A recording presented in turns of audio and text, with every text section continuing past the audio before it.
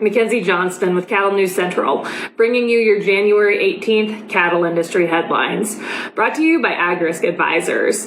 They provide risk management programs to livestock producers all throughout the West. Whether you are concerned about price or weather risk, AgRisk Advisors, they are here to help. With current day market fluctuations, you and I both know there is nothing more important than locking in a price floor on your cattle. So if you would like to learn more about an LRP, go ahead and reach out to an advisor today. Also sponsored by American Beef Producer Magazine. ABP Magazine features in-depth articles covering a wide array of topics within our industry. They feature award-winning photography and so much more within their publication.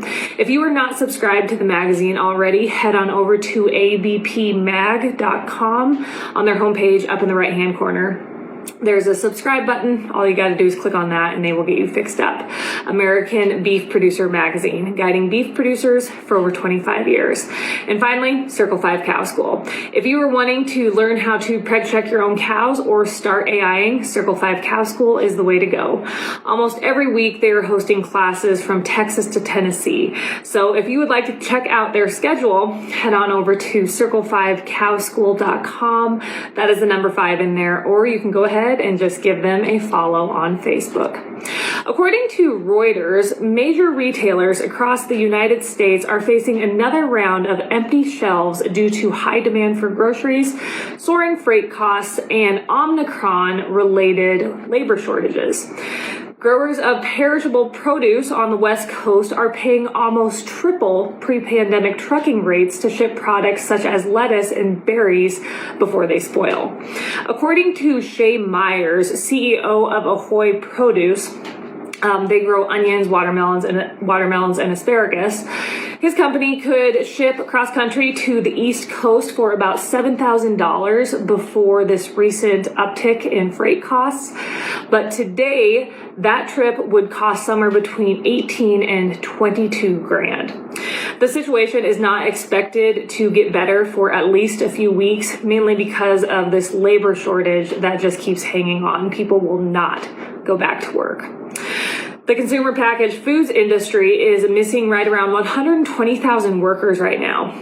The National Grocers Association has reported that many of its grocery store members are currently operating with less than 50% of their workforce capacity.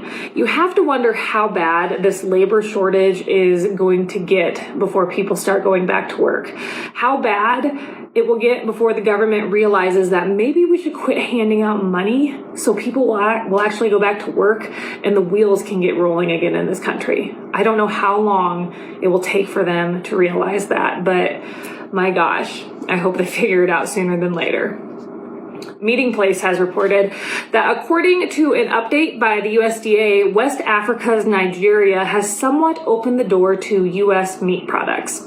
The only products that they are currently allowing at this time is sausage and similar products. They are not taking any other beef, pork, or poultry products at this time. Even though these exports are minimal, the National Pork Producers Council is thrilled about this news. According to the council, Nigeria has the largest GDP of any African country, with a population of just over 211 million people. And it is a big move for pork to be the first U.S. protein allowed access to the Nigerian market. Brownfield Ag News has reported that African swine fever, also known as ASF, will eventually make its way to the United States, according to Dr. Cassandra Jones with Kansas State. ASF usually spreads through direct contact with a contaminated pig or pork product, but most likely it's not going to get to the United States that way. Luckily, the USDA has stepped in and halted all importation of pork, pigs, or pork-related products from countries that have confirmed ASF. The disease will probably get here on someone's shoes, clothing, something of the sort, after they have traveled to a country that is infected with ASF. There is a slight chance it could make it to America through an imported feed or ingredient, according to Dr. Jones. The cattle site has reported that Brazil's agribusiness exports increased 19.7% year over year in 2021 to $120.59 billion, according to a report released by Brazil's Ministry of Agriculture. Just in the month of December, agribusiness exports hit record values, reaching $9.88 billion, a 36.5% increase over 2020. This increase is attributed to an increase in prices of exported products. Those are up 22.5%, and an expansion in volume. That is up 11.4%. National Beef Wire has reported that beef imports in 2022 are projected at 3.265 billion pounds. That is down 90 million pounds from last year. Beef exports this year are projected at 3.27 billion pounds, down 185 million pounds from 2021. Beef consumption this year is forecasted at 27.25 billion pounds. That is down 725 million pounds from 2021. Beef consumption per capita in 2022, that is projected at 57.4 pounds. That is down 1.7 pounds from 2021. And total beef supply, so that is production plus imports this year, that is projected at 31.16 billion pounds, down 930 million pounds from 2021. Finally, KSNB News out of Nebraska has reported that last Friday, a JBS worker at their Grand Island plant was killed. At this time, OSHA is investigating the incident, and more information should be available in the coming days.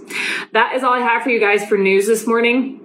I did want to let you all know that this update is available every morning on the Burning Daylight podcast.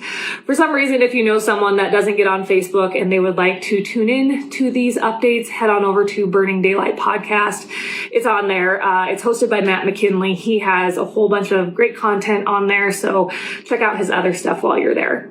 That's all I have for you guys today. Have yourself a terrific Tuesday. I'll catch you later.